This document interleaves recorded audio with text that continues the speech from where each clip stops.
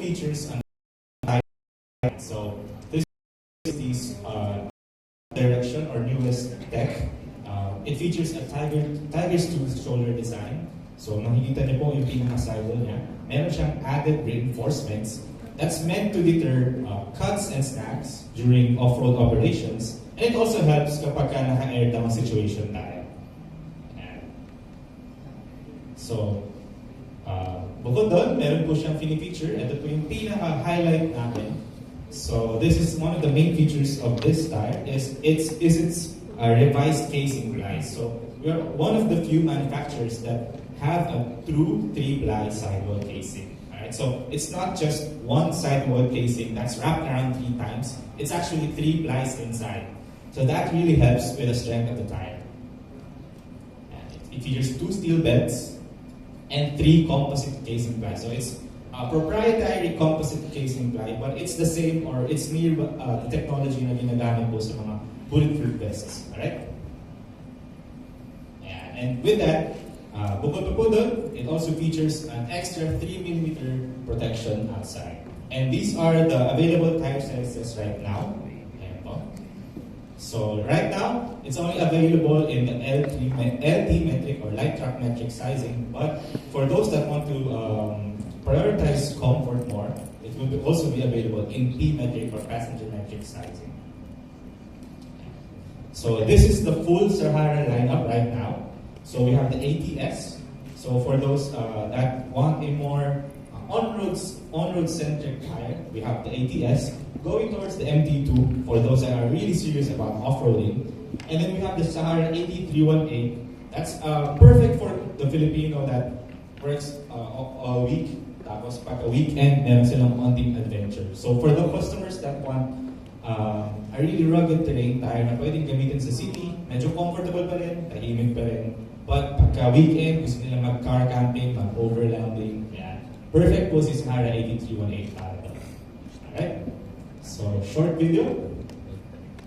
If muds, rock, rain, and rough road is part of the ride, then this is the tire made for you. Ready to conquer? The Sahara AT318 grips hard across sand, soil, rocks, and muds. Built for relentless durability, it offers brutal resistance to puncture. Go further, last longer, dominate your adventure. Built with a tiger tooth shoulder design, the CST Sahara AT318 delivers enhanced traction and precise handling, especially on rocky and muddy terrain. CST Sahara AT318 reinforced sidewalls allows confident air down, delivering incredible grip, relentless traction, and complete control when the trail gets tough. Its aggressive tread pattern grips firmly on rock and mud, giving you enhanced traction, confident control no matter the conditions. Sahara AT318, when the terrain gets tough, you get tougher.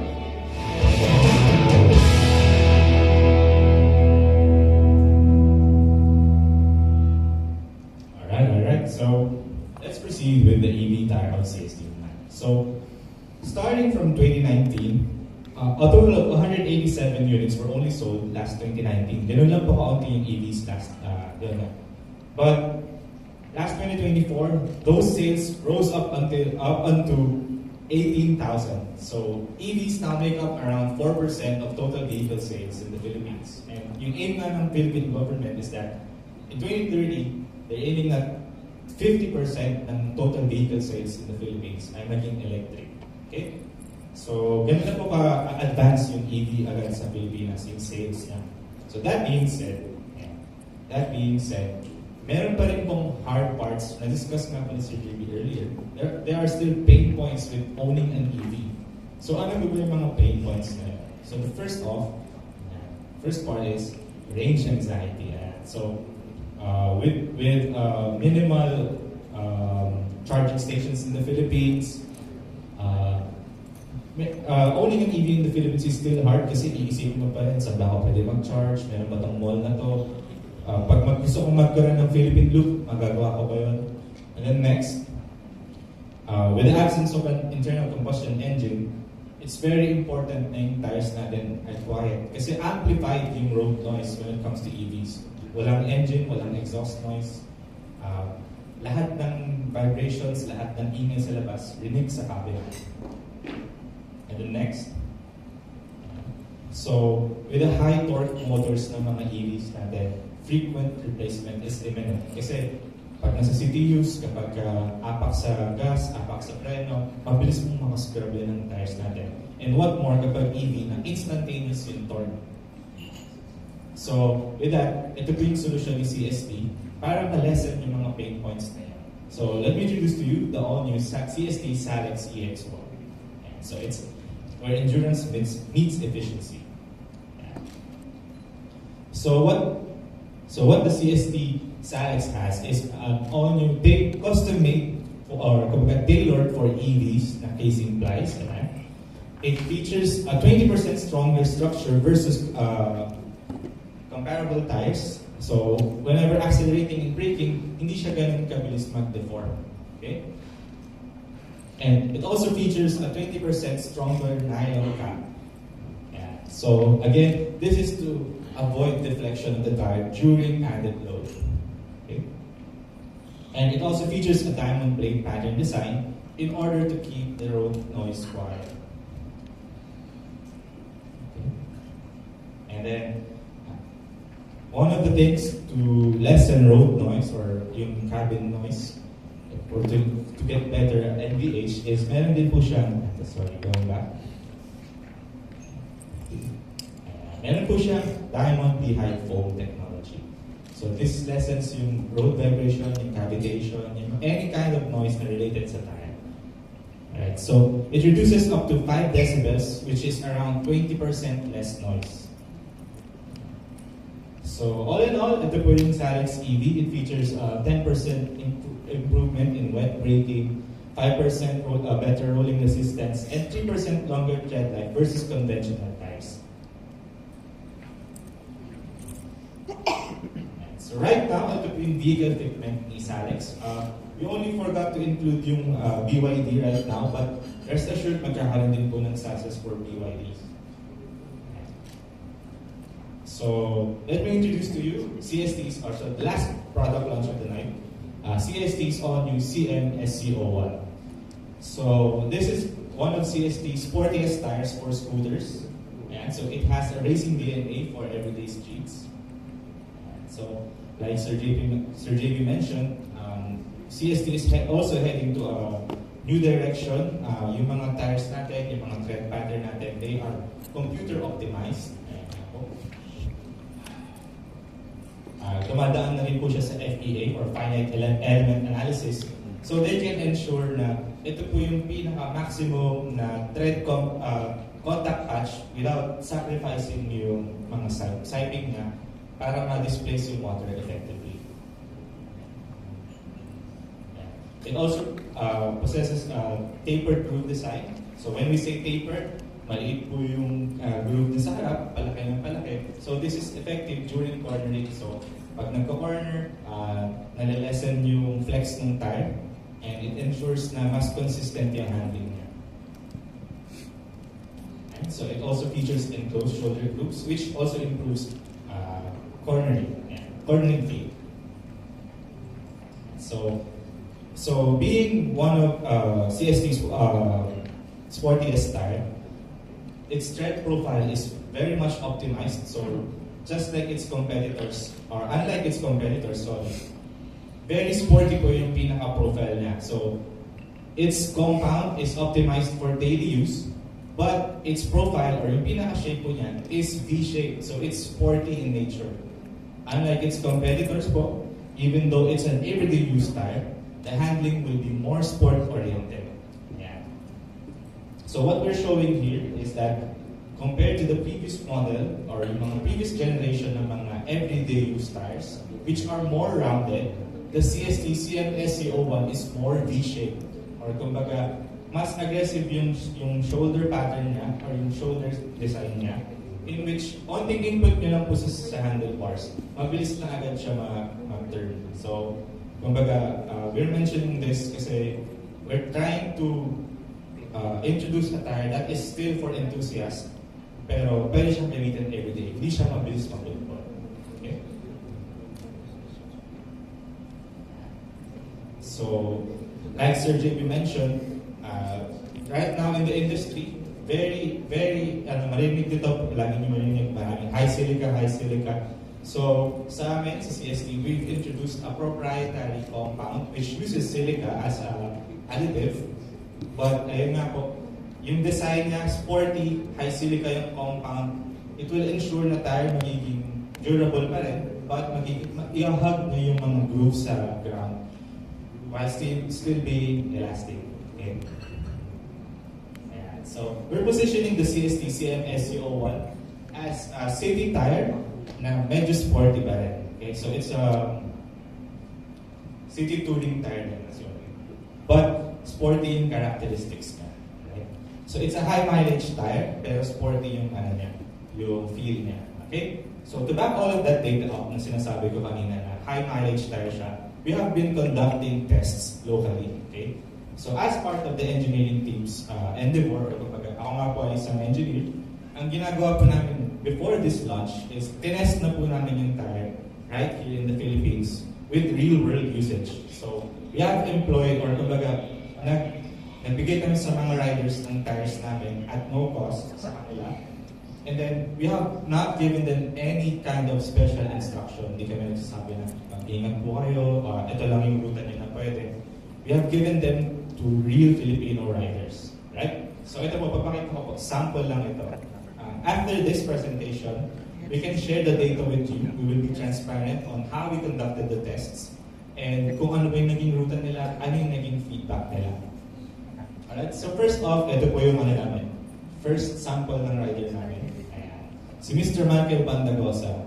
So we have given him an SEO1 and he works for Angkas. Ang ruta po niya, he works from Mandaluyong and full-time Angkas rider po siya. So wala po siyang pinipiling booking. He rides from Mandaluyong to any point of GMA and umaabot siya ng around 150 kilometers per day. So starting tread depth of 4 mm, in a span of 1 month, he has ridden around 4,600 kilometers. And after riding 4,600 kilometers, he still has a remaining tread depth of 3.13 millimeters. Okay, so wala po kaming binigay na special instruction sa kanya. The only thing that we have instructed him is, sana po pag bumibiyahe siya, chine-check na lagi yung pressure. Not necessarily magpahangin lagi, but i-check lang yung pressure. Ayan. So, maintain lang ngayon 33 PSI front and rear. So yun nga po, after riding a month, yung nabudbud niya is around 0.9, 0.8 millimeters lang. And we have given him a projected kilometers, or yung mararan niya total is around 17,000 kilometers. Now, that's a far cry from the Philippine average, or from what we have researched na 8,000 kilometers lang. So that's double ng standard sa Philippines. Okay? So next. Ayan. So ito si Mr. Ruel naman, medyo mababa yung data namin sa kanya since he is not a full-time rider. Okay? So si Mr. Ruel, he also works for Angkas or ginagamit niya yung Angkas na TNBS. But he has a day job. So from 8 to 5, meron po siyang day job. And then after ng kanyang shift, nag-aangkas pa po siya, nag-aanap siya ng booking. So from Imus po si Sir, but bumibiyahe rin siya papuntang Mandaluyong, Mandaluyong and papuntang airbase. So meron po siyang day shift, 8 to 5, and then after nun, nag-accept po siya ng bookings. He travels around 130 kilometers per day using this Honda Click. And after 1 month, nakaubos siya ng 0.8 mm. Ayan, so tinakbo po niya 3,600 kilometers. So we have a projected 15,100 kilometers. Now, this wasn't projected until 0 mm, hanggang 0.8 mm lang po yan. So meron pa po siyang generous na tread life. Pag umabot po siya ng 15,000, safe po pong gamitin yun. Pwede pa niyang sagadin yun. Okay? And then lastly, ayan po. Ayan, si Mr. Gilbert Carpentero. Ayan. So, again, si Mr. Gilbert, he is also a full-time Angkas rider. So, mapapansin niyo po puro Angkas yung nag-PA namin. Kasi when we started the test, we noticed na yung mga Angkas rider talaga, sila yung hindi namimili ng bookings. So, unlike sa ibang mga apps, ride-hailing apps, Yung iba kasi namimili, gusto nila yung within the vicinity lang. But ito kasi sila talagang malalayo. Si Mr. Gilbert Carpentero, he starts from Silang, Cavite, and sometimes umaabot yung ruta niya up until Bulacan. So si Mr. Gilbert, abot siya ng Bulacan, Rizal, Cainta, Antipolo. Basically, naglalaguna po siya. Ayan. So in a span of 1 month, he managed to ride around 5,600 kilometers. Now, this isn't all hocus-pocus. After this, we can also share yung Excel file namin. Pakita namin yung test namin. And paano namin na-measure yan. So basic lang naman siya. We just check their tread depth and check namin yung odometer nila. Si Mr. Gilbert actually, he managed to ride around 100,000 kilometers sa motorcycle niya from 2021 lang. So ganun po siya kabilis mag-ride. Full-time ang cast rider siya. And with his kind of usage na city use, mabigat yung karga, merong pasahero lagi, he still managed to get around 18,000 or we will manage to get around 18,000 kilometers out of our tires. So that's almost triple the Philippine average tires. Actually po si Mr. Gilbert, using the OE tires ng Honda Click niya and nung bumili siya ng competitor brand, ang average niya dun sa mga tires niya around 3,000 kilometers lang. Sa isang linggo kasi nakakaano siya almost 1,000 kilometers. Every 1 week and a half, nag-change oil na siya. Ganun siya kabilis gumamit ng tires and oil. So yun nga, na-mention ni Mr. Gilbert, with our tires, very happy siya kasi sobrang malalasan yung cost niya. And very happy siya as well with the performance of grip niya. Alright, so yun lang po yung namin presentation namin. Ito po yung fitment ni SCO1. Currently, it's paid for small displacement scooters from 100cc to 150cc scooters. Alright, so please enjoy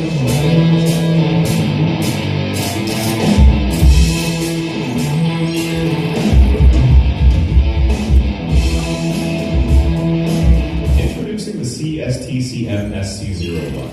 Optimally arranged main tread grooves with a wider front and narrower rear ensure sufficient braking and traction during straight-line dry riding. The sport-style design enhances the tire's visual impact. CST Ride Scoot are built to effectively brace the surface water film and ensures maximum grip on wet roads. The Velvet Touch design gives the tire more premium aesthetic that complements the vehicle it fits. Whether you're navigating tight city corners or cruising through dry roads, this tire delivers exceptional grip and reliable performance. Its sporty design isn't just for a show, it's engineered for everyday riders who demand control, comfort, and confidence. Alright, so that will be all. If you have any questions, like I mentioned, we will be transparent with how we tested the tires. We will show you soon.